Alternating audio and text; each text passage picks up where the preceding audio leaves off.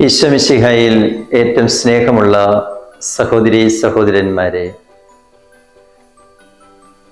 Zero Malabar സഭയിലെ പരിശുദ്ധ കുർബാനയിൽ കൂദാശ ഭാഗത്തിന് ശേഷം, അനാഫറയ്ക്ക് ശേഷം പരിശുദ്ധ കുർബാന സ്വീകരണത്തിന് ഒരുക്കമായി ഉള്ള പ്രാർത്ഥനകളിൽ മനോഹരമായ ഒരു പ്രാർത്ഥന ഇപ്രകാരമാണ്: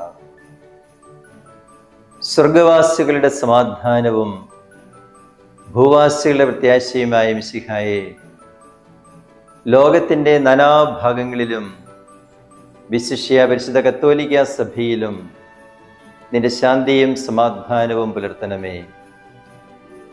സഭയെയും രാഷ്ട്രത്തെയും ഐക്യത്തിൽ സംരക്ഷിക്കണമേ. യുദ്ധങ്ങൾ ഒഴിവാക്കണമേ. യുദ്ധപ്രിയരായി ഭിന്നിച്ചു നിൽക്കുന്ന ജനതകളെ ചിതറിക്കണമേ. ഈ പ്രാർത്ഥന എത്രയോ ഹൃദ്യവും അർത്ഥസമ്പുഷ്ടവുമായ ഒന്നാണ്. ഈശോയുടെ മനുഷ്യാവതാരത്തിൻ്റെ ലക്ഷ്യം അത് ലോകത്തിന് മുഴുവൻ സമാധാനവും ശാന്തിയും പ്രദാനം ചെയ്യാനുള്ളതാണ് എന്ന് നമുക്ക് മനസ്സിലാക്കാൻ കഴിയുന്നു. ഈശോയുടെ ആഗമനം അറിയിച്ചുകൊണ്ട് സ്വർഗത്തിൽ നിന്നൊരു ദൂതൻ ഭൂമിയിലെത്തി ആട്ടിടയന്മാർക്ക് ഈ അറിവ് കൊടുക്കുന്നുണ്ട്. ആട്ടിടയന്മാർ ഈ സന്ദേശം ശ്രവിച്ച് ഇതിൻ്റെ അർത്ഥം എന്താണെന്ന് ശങ്കിക്കുന്നുണ്ട്. സ്വർഗത്തിലെ ആ ദൂതനോടൊപ്പം സ്വർഗീയ സൈന്യത്തിൻ്റെ ഒരു വ്യൂഹം തന്നെ വന്നിട്ട് അവിടെ പറയുകയാണ്: അത്യുന്നതങ്ങളിൽ ദൈവത്തിന് സ്തുതി, ഭൂമിയിൽ സന്മനസ്സുള്ളവർക്ക് സമാധാനവും പ്രത്യാശയും. ലോകത്തിന് മുഴുവൻ സമാധാനവും ശാന്തിയും പ്രദാനം ചെയ്യുവാൻ ഈ ഭൂമിയിലേക്കുള്ള ആഗമനം വഴി ഈശോയ്ക്ക് സാധിച്ചു. ഇന്ന് ലോകത്തിൽ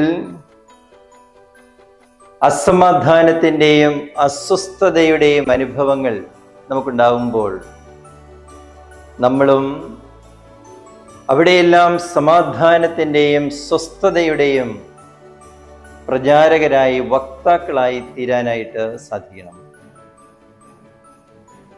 യുക്രൈൻ, റഷ്യ രാജ്യങ്ങളിൽ, ഇസ്രായേൽ, പാലസ്തീൻ പ്രദേശങ്ങളിൽ ഇപ്പോൾ യുദ്ധത്തിൻ്റെ ഒരു വലിയ അനുഭവത്തിലൂടെ അവിടുത്തെ ജനത കടന്നു പോവുകയാണ്. ധാരാളം ആളുകൾ കൊല ചെയ്യപ്പെടുന്നു. ധാരാളം ആളുകൾ ഭവനരഹിതരായിത്തീരുന്നു. തങ്ങൾക്കുള്ളത് മുഴുവൻ ഉപേക്ഷിച്ച് പലായനം ചെയ്യേണ്ടതായിട്ട് വരുന്നു.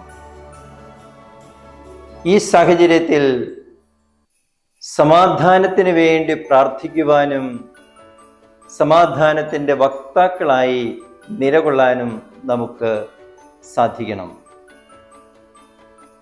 സ്വർഗവാസികളുടെ സമാധാനവും ഭൂവാസികളുടെ പ്രത്യാശയുമാണ് മിശിഹ. ലോകത്തിൻ്റെ നാനാഭാഗങ്ങളിലും വിശിഷ്യ പരിശുദ്ധ കത്തോലിക്ക സഭയിലും അവിടുത്തെ ശാന്തിയും സമാധാനവും നിലനിൽക്കാനായി നമ്മൾ പ്രാർത്ഥിക്കുന്നു. സഭയെയും രാഷ്ട്രത്തെയും ഐക്യത്തിൽ സംരക്ഷിച്ചു നിർത്തണമേ എന്ന് നമുക്ക് പ്രാർത്ഥിക്കാം. നമുക്കെല്ലാവർക്കും പലവിധ കാരണങ്ങളാൽ ഹൃദയത്തിൽ സമാധാനം നഷ്ടപ്പെടുന്ന അവസരങ്ങളും അനുഭവങ്ങളും ഉണ്ടാവാം. കുടുംബജീവിതത്തിൻ്റെതായ പ്രാരാബ്ദങ്ങൾക്കിടയിൽ കുടുംബത്തിലെ തന്നെ അംഗങ്ങളുമായി നമുക്ക് രമ്യപ്പെട്ടു പോകാൻ കഴിയാത്ത സാഹചര്യം,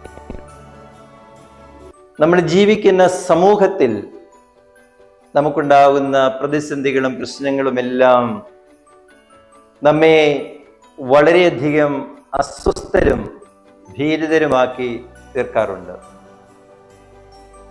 എവിടെ നിന്ന് നമുക്ക് സമാധാനം ലഭിക്കും എന്ന് നമ്മൾ വേദനയോടെ നെടുവീർപ്പോടെ വിളിച്ച് ചോദിക്കാറുണ്ട്.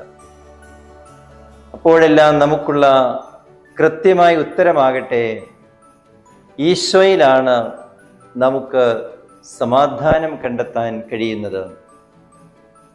ഈശോ തന്നെയും യോഹന്നാൻ സുവിശേഷകനിലൂടെ അരുളി ചെയ്തിട്ടുണ്ട്, നിങ്ങളുടെ ഹൃദയം അസ്വസ്ഥമാകേണ്ട, ദൈവത്തിൽ വിശ്വസിക്കുവിൻ, എന്നിലും വിശ്വസിക്കുവിൻ. അസ്വസ്ഥതയുടെ അനുഭവങ്ങളിലൂടെ കടന്നു പോകുമ്പോൾ നമ്മുടെ ഗുരുവനാഥനുമായ ഈശോയിൽ ആശ്രയിക്കുവാൻ, നമ്മോട് കൂടെയുള്ള എമ്മാനുവേലായ ആ ഈശോയെ അനുഭവിക്കുവാൻ നമുക്ക് കഴിയട്ടെ. ക്രിസ്മസിൻ്റെ ഈ സന്ദർഭം ഹൃദയസമാധാനത്തിൻ്റെയും സന്തോഷത്തിൻ്റെയും അനുഭവമാക്കി, അവസരമാക്കി മാറ്റുവാൻ നമുക്ക് പരിശ്രമിക്കാം. എന്നെ ശ്രവിക്കുന്ന എല്ലാവർക്കും സമാഗതമാകുന്ന ക്രിസ്മസിൻ്റെ എല്ലാ മംഗളങ്ങളും ആശംസിക്കുകയാണ്. എല്ലാവരുടെയും ഹൃദയങ്ങളിൽ പുൽക്കൂട്ടിൽ പിറന്ന ഈശോ വീണ്ടും പിറക്കുവാൻ, സമാധാനത്തിൻ്റെ സന്ദേശവുമായി പിറക്കുവാൻ ഇടവരട്ടെ എന്ന് പ്രാർത്ഥിച്ചുകൊണ്ട് എല്ലാവർക്കും പുൽക്കൂട്ടിൽ പിറന്ന ഉണ്ണീശോയുടെ അനുഗ്രഹവും സമാധാനവും ഉണ്ടാകട്ടെ എന്ന് പ്രാർത്ഥിച്ചുകൊണ്ടും നമ്മുടെ കർത്താവ് ശംശിയുടെ കൃപയും പിതാവായ ദൈവത്തിൻ്റെ സ്നേഹവും പരിശുദ്ധാത്മാവിൻ്റെ സഹവാസവും നിങ്ങളെല്ലാവരോടും കൂടി ഉണ്ടായിരിക്കട്ടെ, ഇപ്പോഴും എപ്പോഴും എന്നേക്കും. ആമേൻ.